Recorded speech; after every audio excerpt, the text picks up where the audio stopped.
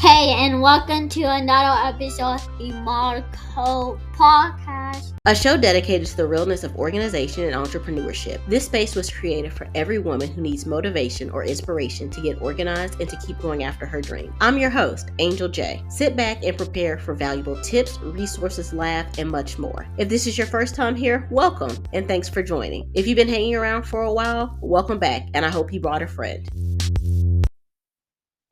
Hello, everyone, and welcome back to another episode. Today, I am talking with Alexandria Smith. Alexandria is the founder and heart behind Mom Wife Worship Life. A Florida native, former math teacher, and proud wife and mom of two, Alex now dedicates her life to sharing her journey as a mom, wife, and entrepreneur while coping with a chronic mental illness. Guided by her unwavering faith, Alex's testimony is one of resilience, self-love, and the strength found in Jesus Christ. She's here to inspire and encourage every woman to not just survive, but thrive. Everyone, let's please welcome Alex. Hi, Alex. How are you? Hey, Angel. I'm good. How are you? I'm doing good. Thank you so much for being here today. Thank you so much for having me. You are so welcome. Is there anything else you'd like to share before we get started?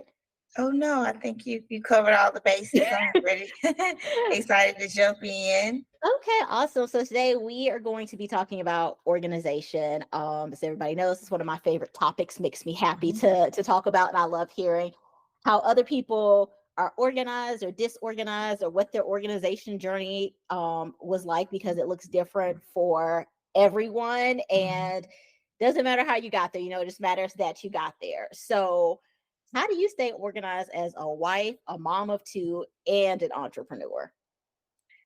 So you mentioned when you were introducing me that I deal with a chronic mental illness. That is, I was diagnosed with bipolar disorder when I was 21 years old. Part of the bipolar disorder, there's a lot that comes with that. So OCD, obsessive compulsive disorder, is a part of the symptoms that flare up when I'm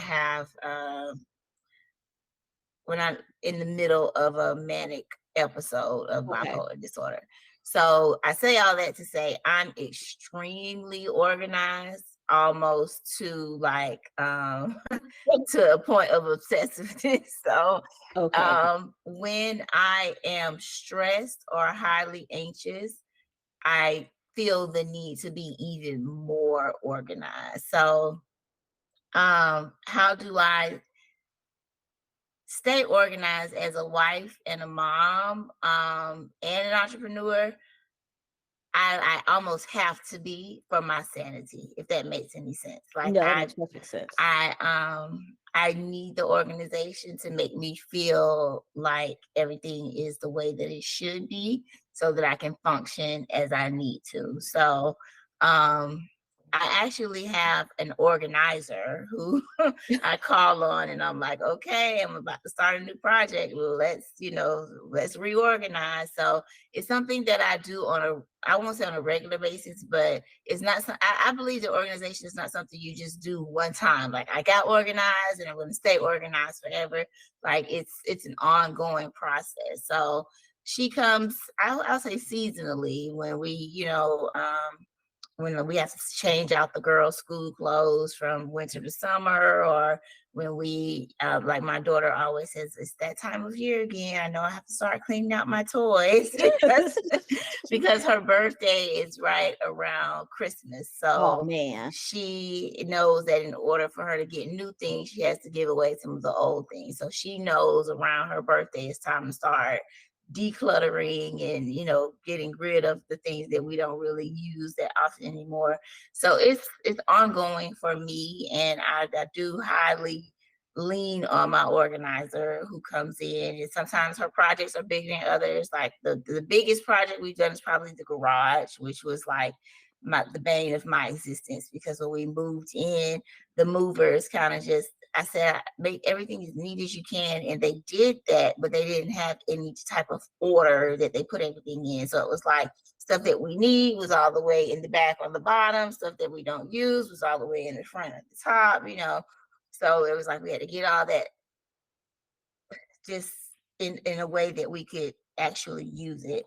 So she does big projects like the garage, our closets. She does little projects like the most recently I text her like, I gotta get my junk drawers organized. Like the junk drawers are driving me crazy. And she's like, send me some pictures.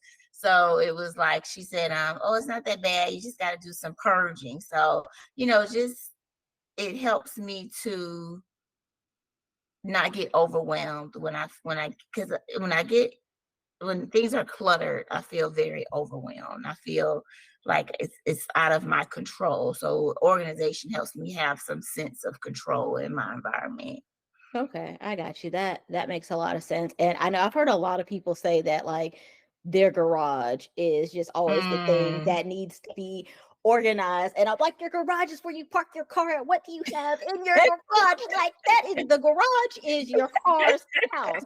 Like put your car in your garage, people, and then you wouldn't have to worry about organizing the garage. I always tell people that like so yeah, we have a 3-car garage. So okay. We park both of our cars, but then we also use the third part for storage. Okay. So yeah, so we that I support. Yeah. That I support. But when I'm like, why is your car parked outside? And then like people lift their garages up, and I'm like, oh, what is all of that stuff? Right. Like, oh my goodness. And so I know when we lived in Charlotte, our neighbors had moved down, I think from like Ohio or something like that. And we lived in that house for probably like 4 years. And in the 4 years that we lived there, like their boxes were still just like stuffed in their garage. And I'm like, are they ever going to go through that? And even like our neighbors now, like their whole garage is just filled with stuff. Like the neighbors on both of our sides, I think they both just have like little paths that they kind of like wiggle their way through and get into the house. I'm like, what is going on here? So yeah, it can be organization, like you said. It's not just a one-time thing. It's a journey that you have to keep doing, and you can get unorganized in like just a split second if you're not careful with it, and if you don't stay on top of it. Like Exactly. I completely get it. And so you talked about how with your mental illness, you kind of have to stay organized, and that's what helps you to keep going. So before you were diagnosed with bipolar, were you organized prior to that, or were you just kind of like a fly by the seat of your pants type of gal, or how was that for you? Never. I explain to people that my brain is like so just a little more background. My degrees, my bachelor and my master's degrees are both in computer science. So I have a brain that works kind of like a computer. Okay, got you. So it's always like my husband tells me I would be a master at Tetris, if you remember the game Tetris. Oh, I love Tetris. Yes. Yeah, he's like, you're always like, you can put anything together, you can make anything fit. Like I'm very strategic, very structured. So I was never a fly by the seat of my pants kind of girl. And also I have to say my dad was raised by his aunt, he was raised by his mom, but his aunt lived in the home with them, and she was a military person. So he learned from her and then taught us. So it's very everything is very strategic and very I don't know if it's systematic or systemic, but systematic is the word. Everything is I was telling my daughter the other night, something my dad and my grandma used to always tell us: there's a place for everything and everything has its place. So I tell my daughter that because she is not at all like me. So I tell her, I said, if you remember that, you'll never lose your stuff. Like you'll always know where everything is. If you just tell yourself there's a place for everything and everything has its place. So my brain very much wants everything to be organized all the time. Then I have my family who is not that way. So Ooh, oh my God, Alex, I feel like we're living the same life over here, because that is my story. So my dad was in the military, and so I heard there's a place for everything, everything has its place, the whole organization. And then my mom, she wasn't in the military, but my mom has just always been like very organized and just very on top of things. And I've mentioned before that growing up, I just wasn't that organized person. I was just like, I'm gonna stick it where I want to stick it, and it's fine, it's whatever. And then as I got older, I started becoming more of like a stickler for, okay, this does need to go in this place. And oh, this makes it so much easier if it's where it's supposed to be. And so I started becoming like more organized with stuff. And then, like you said, then there's my family who, Right. it's just like I tell my husband sometimes, I was like, you are just trying to make my skin crawl, aren't you? You are trying to make me cringe. Like, if it was left up to me, I would have like the Pinterest perfect pantry with everything just like neatly lined up and like stacked up and stuff like that. And so, my son, he's kind of a mixture. Like sometimes he puts stuff back, sometimes he doesn't, but he's frequently asking me, mommy, where's this at? And mommy, do you know where my this is? And I'm like, no, you should have put it back where it belongs. He's like, well, can you help me find it? Nope. You're on your own. Or my husband will be running around like looking for his keys or something. He's like, do you know where they're at? And I'm like, maybe I do, maybe I don't. But if you had to put them where they should have gone, you too would know where they're at. So yeah, so I can. Oh, Alex, I get it. Yeah, and my husband is very much there's a method to his madness. So you can go in his office and there's papers everywhere and it looks like everything needs to go in the trash to me. But to him, he knows why this stack is here and what this stack is for, and I remember when we first got married, I was going through some papers and I found his original birth certificate and it was ripped in half and it was like a piece was here and a piece was there.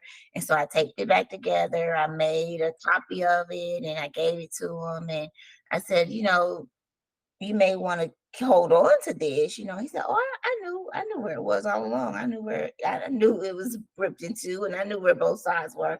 So he very much knows what it all makes sense in his head. And my daughter is the same way. My oldest daughter, she we were just yesterday when I take her to the hairdresser, I pick her up early from school and she says, don't forget to bring my iPad and my headphones.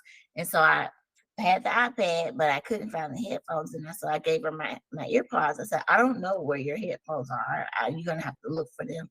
She says, oh, I know they're in the bottom of my basket with my baby dolls. And she says, I'm going to dig down in there.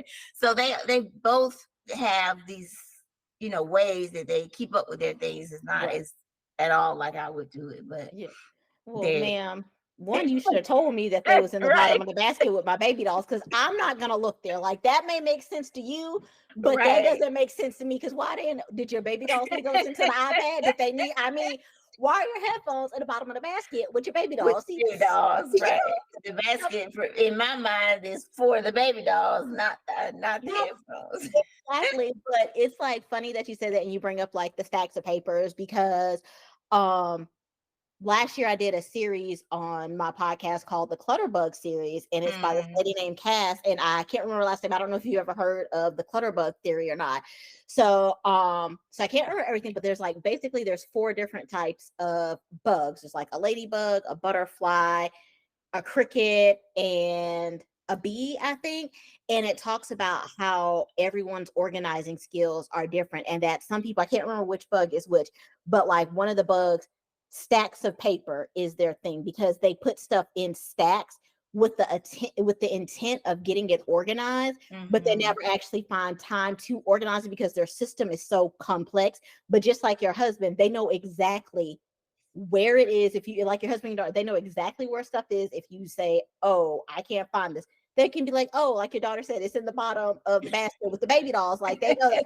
But in our mind, we're like, why? That makes no sense whatsoever. Their mind, it works perfectly for them. And doing that series, like, it really helped me to understand like how people think when it comes to organization, and that, what makes sense to one person just doesn't make sense to another person, and that everybody does organize differently and they do what works for them. But like people like us who are just like, that's not the place for it. Everything has a place. You need to put it back in the place. To us, it makes absolutely no sense. So yeah, that I really just want. Did you ask her what her reason was for having it in the basket with the baby dolls? Because I really She said it was plugged into the charger and it must have fallen down into the basket, because the plug is right above the basket. So she said, well, it must have just fallen down when I was charging it the last time. She knew exactly. I mean, her reasoning, everything.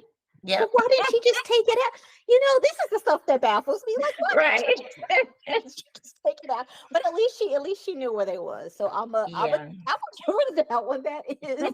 That's hilarious. So that's your oldest daughter, right? That's my oldest daughter. My Okay. baby girl is 2. Okay. As I observe her, she seems to be a bit more like me. And you may question how would you know with a 2-year-old, but little things like Yeah. when she finishes using the potty, she has to put the toilet seat down. Like it has to be down.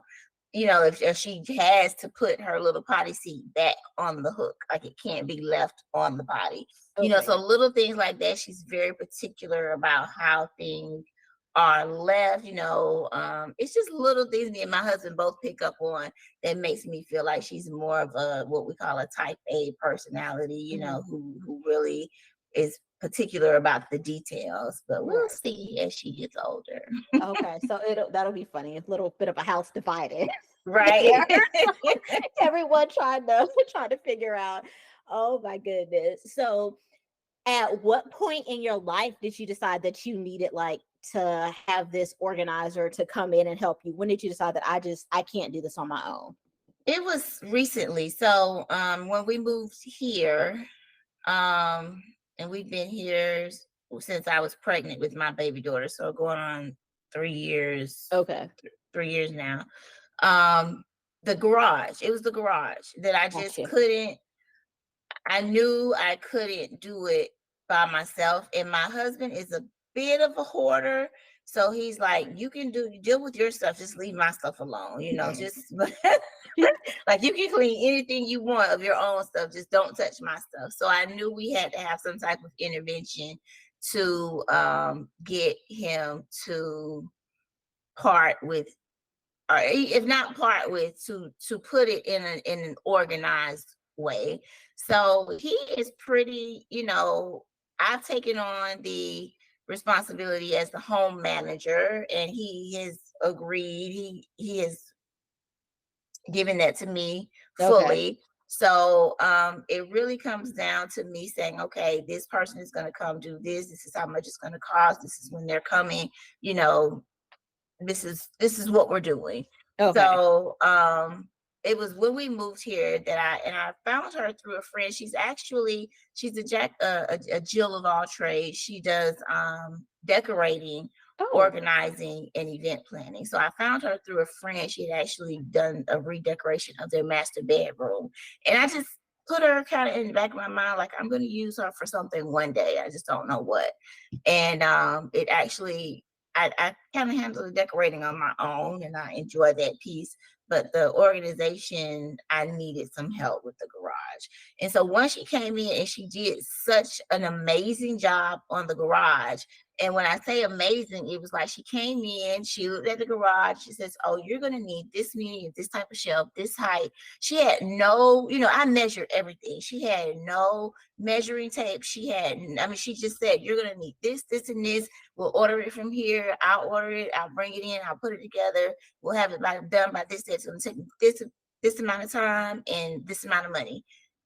And I was like, I'm sold. And so once she did the garage, it was almost like, let me find something else for her to do. Right. Okay, take all my money. She did that so well. What can you do next? So then she did the our master closet.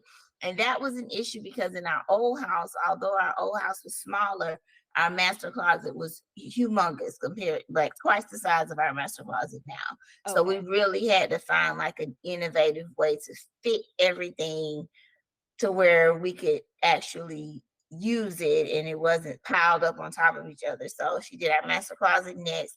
And then I just enjoyed having her. So like when I would do my daughter's room, during, like I said, changing seasons and, getting ready for Christmas and things like that, I would just have her come in and she would kind of take a room. I would take another room and we do it like that. So it's been amazing to have that as a resource, to have her as a resource. Our next project is actually going to be this corner over here. I have a lot of, not a lot, but some marketing materials for my business. and we're out of space. Like the garage, my husband has kind of taken over with his business stuff, his Okay. marketing materials. So we're now gonna put together an area. This is my work area, but it's the loft, so it's kind of the family room as well. So I'm gonna Gotcha. put together a space where I can keep inventory of my marketing materials, because what I realize is, because they're all spread out over the place, I will say, oh, I need to order this for this event. And then I'll look and say, oh, I had that already, or I think I have something and I don't have it. And I ended up having to pay, rush shipment to get it because I thought I had it, but I didn't have it. So Right. just want to get a better inventory on what I have. So when I do have events come up, or when I do have a need for things, I can know exactly what I have and where it is in the house. Right, because you definitely want to save money. You don't want to be out one pay, because rush delivery fees. That's the whole It's sometimes more than the to the than actual what order. you're ordering Yeah. itself, right? Yeah, I was gonna say that's a whole nother order right there. Like I don't think Yeah, I've never done a rush delivery fee, but just like looking at the prices, sometimes I'll see them like $30, $45, and then I just sit there and wonder, I'm like, do they actually get it there by the next day, or within right. 2 days, and you're paying They do get $45 there on for it? time, but and so like these pens I use as like I don't sell them. I just give them away, Mhm. and if somebody buys something from me, I may include it in their box when I ship it or whatever. But I don't buy them in bulk because they're super expensive in bulk. So I buy them like 20 at a time, the 2 sets of 20 at a time. But if I don't get the order in, because I buy them on Amazon, if I don't get the order in, it'll take too long to get here. So I have to. So the cost to rush ship it is more than the pens itself. It's Right. ridiculous. Yeah, But so I stuff can. like that. Because like my last event where I was vending, I thought I had enough for. I had 2 events back to back, and I thought I had enough pens to get through both events. And then I got to the first event and realized I'm out of pens. So that's my next organizing project, is organizing all of my marketing materials. Yes, so you can save some money there, because you're out there Exactly. making money, then having to put it all in shipping fees. That's not worth Right. it at all.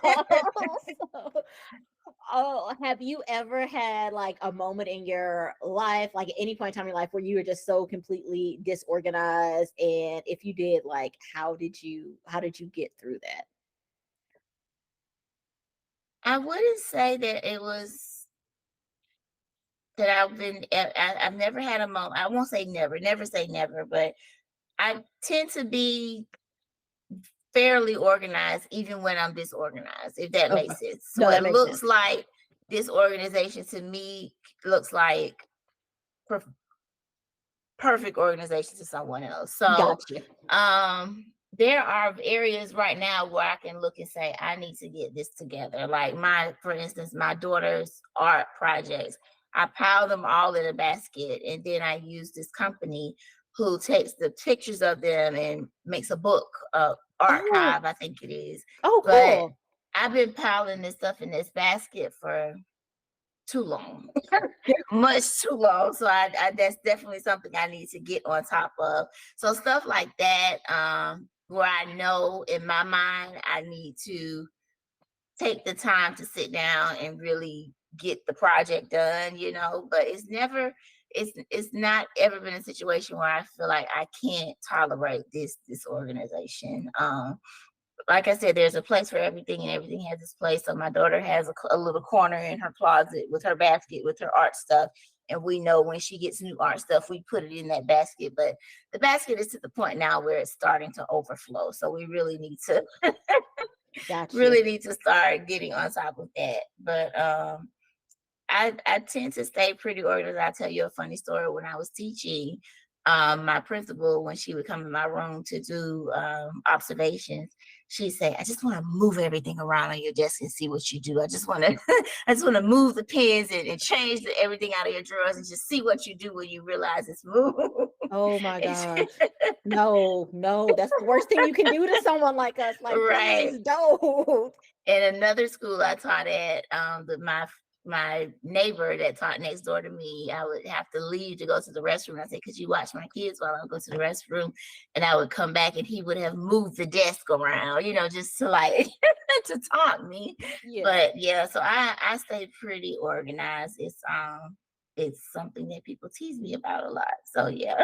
Yeah, I definitely get teased about that a lot as well. Like I remember I was out of work for 7 weeks because I had surgery, and I know how I leave my desk. Like I every day my desk is pretty much left the same. I don't leave papers and stuff on my desk at work.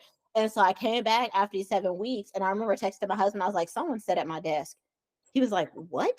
I was like, "Someone was at my desk." He's like, "You've been gone for almost 2 months." He was like, "How do you?" I was like, "This is not how I left my desk." And he was like, "Well, what's moved?" I think somebody had like moved my coaster, or it was like something small that most people wouldn't have recognized. But I was like, no, someone sat here and they did not put my stuff back the way it should have been. And I was like, I don't even understand why anyone would, like, nobody had any reason to sit at my desk or touch my stuff or anything like that. So yeah, I get teased about that a lot. So I completely understand you're not alone in this Right. situation. And then the artwork thing, like I think that's so cool that there's a company that does that, because you feel bad for throwing away the kids' Throwing it artwork, out. but at Yeah. the same time, it's like, how much of this scribbling, especially when they're young, like 3 or 4 years old, it's like, how am I supposed to keep every little piece of paper that they scribble on? Like, My 2-year-old, I don't even keep hers. I keep it for a short period of time. Sometimes I'll take a picture of it if it's like something that she made specifically for Mother's Day or yeah, Valentine's Day, but I don't keep hers, and I don't invest in an art book for her. Not yet. So yeah, she'll have to be at least pre-K before I start saving her stuff.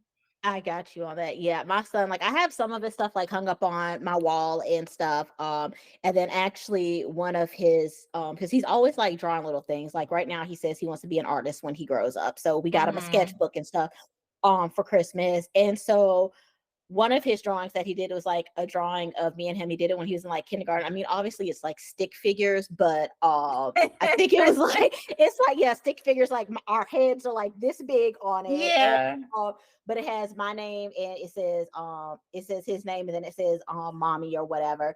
And so I actually got a tattoo of it. So I'm like, okay. Oh. Yeah, I'm like, I've got this permanently on my body now. Am I? Can I throw it away now? I'm like, he did that when he was in kindergarten. He's in second grade now, and I just got the tattoo like last year. But I'm like, does this exempt me from having to keep all of his artwork going forward because I got something of his tattooed on me? Like, can I get rid of all the other little like scribbles and stuff like that? Right. So yeah, I completely get it. And then especially like you said, when they're that young, they do like 15 pictures and it's all the same thing, like one line maybe going vertically instead of horizontally, but it's actually the same thing. You're like, oh, okay. Yeah. But what made me start using this company for my daughter is she goes to an after school program, which is also a summer camp, which is also whenever school is out. So like spring break, Martin Luther King, anytime school is out, they have a camp, a day camp. Okay, gotcha. And they do arts and crafts every day. So imagine every day of summer camp, every day of spring break, every day.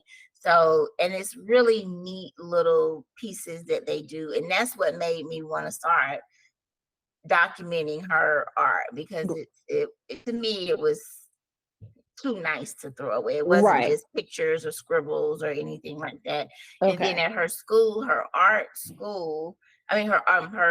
teacher sends home a portfolio at the end of every year of all of her art that she did for the school year. So it's just kind of too much to just trash it, Right. So yeah, I don't mind investing in the book for her, and it's something that she can have as a memory. And she likes, to get the book back and look at it. But I have not stayed on top of sending it in as I should, because they give you one big box and you can send it in anytime. So I try to send it at the end of the summer, I guess, would be gotcha. like, so like kindergarten and then the summer camp after kindergarten, that was one whole book. So She's in second grade now. I haven't seen in first grade stuff yet, so I'm way Okay. behind. It's okay. First of all, someone needs to talk to this summer camp and let them know that there are other Right. activities besides arts and crafts, and that they need to find like some, like, let's give them some math, some Right. reading, like, a puzzle maybe. But all this arts and craft, somebody needs to talk to Every them. day. I'm like, well, how do y'all come up with this stuff? Like, who comes Mhm. up with these projects to do every day? Every single, yeah, somebody needs to talk to them about that, because that's ridiculous. Crazy. Oh my goodness. Oh, I'm pretty sure all the moms out there can relate to that. It's Right. like, whether your kid is 5 or 25, like, I think we can all relate to that. Oh my gosh. Well, Alex, are there any like organizing tips that you just can't live without, or anything that you're like, I have to do this in order to, like, if this, well, I should say, is there like, if this one thing is not organized, it's just going to throw off my whole day, or I'm going to feel like things are just completely out of whack? I'll say two things. My desk, my work area. I'm like you, like when I end the day and put everything in its place so that when I start the day, I know this is where I left off, Also, as far as the household goes, the kitchen. So I, tell my family like the kitchen is closed. Like I officially, once I wipe the counters, put the dishes in the dishwasher, sweep the floor, like there's no more snacks, there's no more, water, there's nothing. The kitchen is closed for tonight.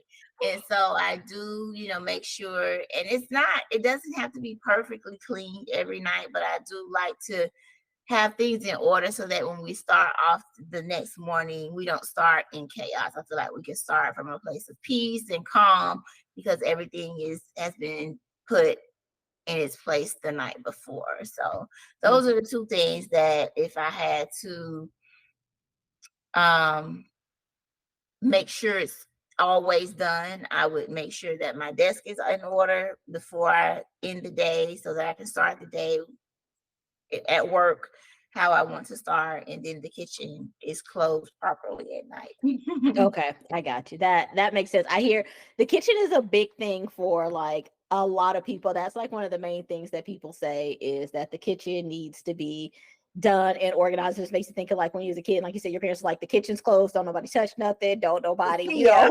don't nobody mess with absolutely anything. And it's funny because I don't actually close my kitchen per se, because like we'll eat and then we'll play like games and stuff like that. But we're usually like having like a snack or like drinking water or something like that. It's just, more so, if you make a mess, like just clean it up before we go upstairs. Like if you drop crumbs on the floor, let's get those cleaned up before we go upstairs. But yeah, kitchen is definitely a big one for everyone. So Yeah, I think because the kitchen for so many people is the heart of the home, Mhm.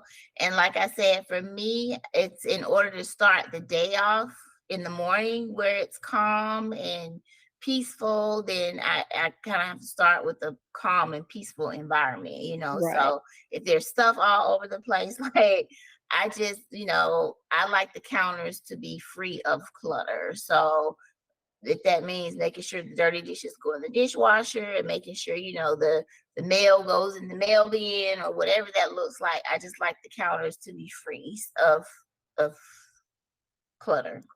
No, I Yeah. got you. Yeah, no, I got you. That makes sense. Like my thing is, I think of course I want my kitchen clean, but I need all of my utensils that I need to make like my lattes in the morning. I need all of that to be clean. And I need like my favorite tumbler to be clean as well, because if not, that's just gonna make me mad. And then I'm gonna stop and I'm gonna get coffee. My husband's gonna be like, didn't we get this whole, espresso machine for you not to spend money on coffee? It's like, but if I don't have my stuff together, then I gotta stop and get coffee. So Right. yes. Well, are there any other like tips that you would like to share, or anything else you'd like to share with us about organization? The only thing I would, like I said earlier, I think for specifically for people who organizing doesn't come to them naturally. I think some people have the idea that I can get organized one time and it's done, and I'm my bedroom is organized, my closet is organized, my bathroom, my kitchen, whatever, and I don't have to do anything else. I think organizing is an ongoing process, and we buy things all the time, especially holidays, Christmas, birthdays. We bring in new things, so I feel like for every and I shouldn't say for everything you bring in, you have to take something out, but knowing that as you bring in new things, it's going to cause more clutter and a more need to reorganize. So I think just keeping the mindset that organizing is ongoing, and as we buy new things, redecorate, do, whatever we do, we have to take that in consideration as we reorganize as well. Okay, cool. Well, Alex, thank you so much. I have enjoyed this conversation with you, and I thank you for being a guest on the show. And will you tell everyone how they can connect with you or find you and tell them a little bit about what it is that you do? Absolutely. So I'm the founder of, as you said, mentioned earlier, of Mom Wife Worship Life, where we inspire and empower women to thrive in motherhood, marriage, and mental wellness. You can find me at my website, momwifeworshiplife.com. There's a ton of free resources, blog posts, um, all types of resources, as well as services that we offer to help women to find balance and to thrive in motherhood and marriage. Okay, awesome. Well, thank you so much, and I hope you enjoy the rest of your day. You as well. Thank you so much. Thank you.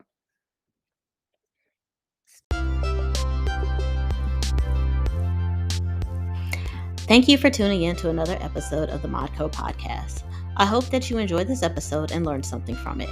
Be sure to share this episode with a friend, family member, colleague, or anyone you think will enjoy it. Make sure you hit the follow or subscribe button. And if you love the podcast, please leave us a 5-star rating and review on your favorite podcasting app.